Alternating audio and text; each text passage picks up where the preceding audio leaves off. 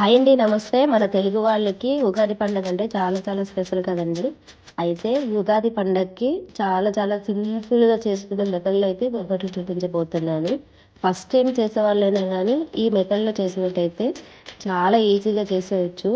First time గానీ బొబ్బట్లు try చేసి ఉంటే చపాతీ కర్రతోని కానీ అవసరం లేకుండా, చపాతీ చేసి ఇంకొకసారి కాల్చే అవసరం లేకుండా ఇలాగా డైరెక్ట్‌గా తవ మీదే చేసేసుకొని పద్ధతి అయితే చూపించబోతున్నానండి. ఫస్ట్ టైం చేసినా కానీ చాలా ఈజీగా చేసేయచ్చు. ఇలా ఒకసారి బొబ్బట్లు అయితే ట్రై చేయండి. బొబ్బట్ల పైపిండి కోసం అయితే ఒక కప్పు మైదా పిండిలో చిటికెడు సాల్ట్ వేసి బాగా కలిసేలాగా కలిపేసిన తర్వాత తగినన్ని నీళ్ళు పోసుకుంటూ పిండిని సాఫ్ట్గా అయితే కలుపుకోవాలి. చపాతీ పిండిలా కాకుండా ఇలా వీడియో క్లిప్లో చూపించిన విధంగా స్టిక్కీగా అయితే కలుపుకోవాలి. వేలికి అంటుకునేలాగా అయితే పిండిని కలిపి పక్కన పెట్టుకున్న తర్వాత ఈ పిండిలోనే అర టీ స్పూను నెయ్యి, అర టీ స్పూన్ నూనె వేసి పిండికైతే బాగా మసాజ్ చేసినట్టు పైన మొత్తం ఒత్తేయాలి. పిండి మొత్తం ఇలా ఒత్తేసుకున్న తర్వాత అయితే పిండి అనేది 4-5 గంటల వరకు నానాలండి. ఇలా పిండి నానడం వల్ల బొబ్బట్లు చాలా సాఫ్ట్గా వస్తాయి. 3-4 స్పూన్లు నెయ్యి, 3-4 స్పూన్లు నూనె అయితే ఇలా కప్పులో తీసి పెట్టుకున్నాను. అరకప్పు పచ్చిశనగపప్పు ఉడికించుకున్నాను. చూడండి ఈ విధంగా ఉడుకుకోవాలి.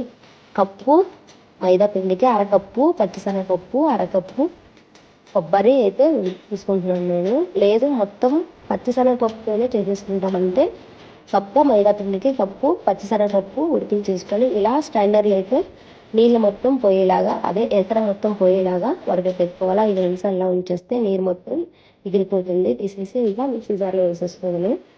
ఈ పప్పు ఉడికించిన నీళ్ళు ఉంటాయి కదా, ఇది అడిగకుండా రసం కానీ పప్పుచారు కానీ పెట్టుకుంటే బాగానే ఉంటాయండి. అయితే మిక్సీ జార్లో పప్పు మొత్తం వేసేసుకోవాలి. అరకప్పు పచ్చిశనగపప్పుకి అరకప్పు కొబ్బరికి నేనైతే కప్పు బెల్లం అయితే తీసుకుంటున్నాను. బెల్లము ఉప్పు బెల్లం కాకుండా ఇలా సాఫ్ట్గా ఎర్రగా ఉంటుంది కదా, ఆ బెల్లం అయితే బొబ్బట్లు టేస్ట్ బాగుంటాయండి. సాఫ్ట్గా కూడా ఉంటాయి. దీన్ని కూడా రెండు కలిపి మిక్సీ పెట్టేసుకోవాలి.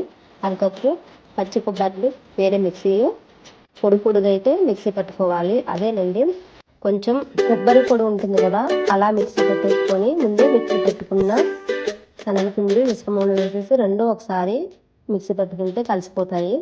వేరే బాండీలో 2 స్పూన్లు నెయ్యి వేసుకోవాలి. దాంట్లోనే ముందే మిక్సీ పట్టుకున్న మిశ్రమం కూడా వేసేసుకొని చిన్న మంట మీద వేయించుకోవాలి. పిండిని అయితే దగ్గరుండి కలుపుకుంటూ అడిగంటకుండా చిన్న మంట మీదే దగ్గరికి అయ్యేలాగా పూర్ణ మిశ్రమం ఉంటుంది కదా, సేమ్ అలానే కలుపుకుంటూ దగ్గరికి వేయించుకోవాలి. ఇక్కడ వీడియో క్లిప్లో చూపించిన విధంగా అయితే దగ్గరికి అయిపోయిన తర్వాత అయితే చేతికి నూనె లేదా నెయ్యి కానీ రాసుకొని ముద్ద ఇలా కట్టేటైతే వేసి వేరే ప్లేట్లో వేసేసుకోవడమే. అయితే ఈ మిశ్రమం మొత్తం వేసి ప్లేట్లో వేసుకున్న తర్వాత ఫ్యాన్ గాలికి ఒక 5 నిమిషాల పాటు ఉంచితే చాలా చల్లగా అయిపోతుంది. వేడి దాని మీద అయితే బొబ్బట్లు చేయలేము కదా, అందుకోసం 5 నిమిషాలు ఫ్యాన్ కింద ఉంచినట్టు అయిపోతుంది. అదే మిక్సీలో 2-3 ఇలాచి, 1/4 టీ స్పూను సోంపు ఉంది కదా, అది కూడా వేసి ఇలా ఇంట్లో అయితే వేసేసుకోవాలి.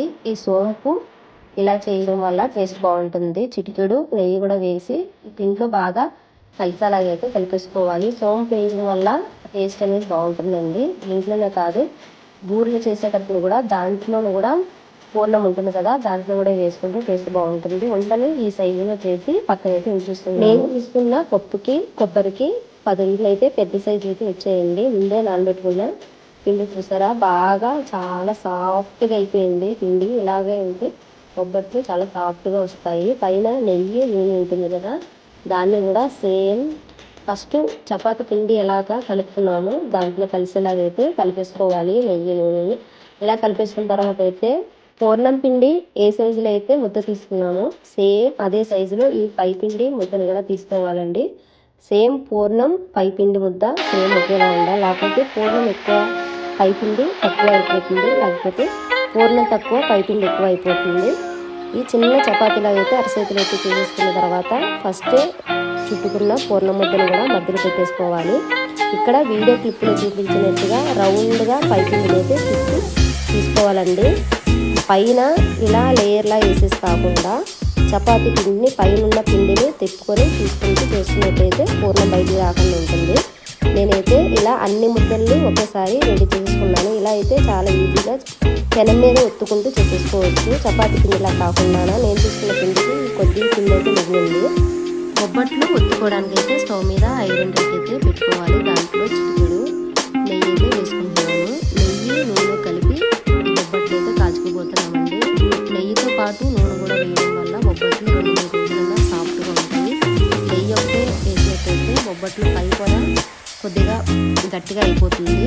అయితే నేను ఇక్కడ వీడియోలో చూపించేది ఏంటంటే పైన ఒత్తుకుంటూ పిండిని తీస్తాం కదా, అటువైపు మాత్రమే రేకు పైన పెట్టి ఒత్తుకుంటూ బొబ్బట్లు అయితే తయారు చేసుకోవాలి. ఇక్కడ చూపిస్తున్నాను కదా, సేమ్ నూనెలో అదే వైపు ఒత్తుకోవాలండి.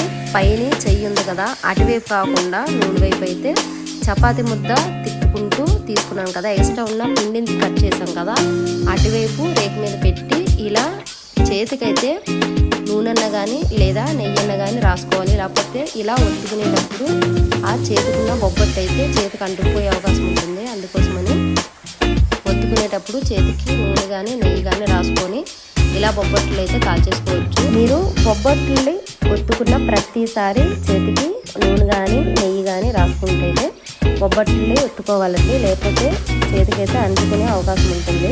బొబ్బట్లు డైరెక్ట్గా రేకు మీద ఒత్తుకోవడం వల్ల కొద్ది జాగ్రత్తగా ఒత్తుకోవాలండి, ఎందుకంటే వేడి నూనె అది ఉంటుంది కదా. అయితే ఇలా ఒత్తుకునేటప్పుడు చెయ్యి రేకు మధ్యలో మాత్రమే ఉండాలి. ఈ సైడ్ ఉంటుంది కదా, అటువైపు అయితే రావద్దండి. ఒకవైపు ఇలా ఒత్తేసుకున్న తర్వాత అయితే ఇంకో వైపు కూడా నూనె నెయ్యి ఏదో ఒకటి తీసుకున్న తర్వాత ఇంకో వైపు కూడా తిప్పుకొని కాల్చేసుకోవాలి. బొబ్బట్లు కాల్చుకునేటప్పుడు ఎప్పుడైనా సరే ఫస్ట్లో చిన్న మంట మీదే రెండు వైపులో కాల్చుకోవాలి. అలా అయితే లోపల వచ్చి బాగా ఉడుకుతుంది బొబ్బట్లు. లాస్ట్లో తీసుకునేటప్పుడు మాత్రమే పెద్ద మంట పెట్టి అప్పుడు గోల్డెన్ బ్రౌన్ కలర్ వచ్చేలాగా చూడండి, వీడియో తీసుకొని కాల్చేసుకొని తీసేసుకోవాలి. మిగతా ఉన్న పిండిని కూడా ఇలా నెయ్యి నూనె వేసుకుంటూ బొబ్బట్లు అయితే ఒత్తుకోవాలండి. నార్మల్గా చెక్క మీద చపాతీ ఇలా చేసుకొని రేపు మీద వేసుకునే కన్నా ఇలా అయితే చాలా ఈజీగా చాలా తక్కువ టైంలో ఎక్కువ బొబ్బట్లు అయితే కాల్చుకోవచ్చు.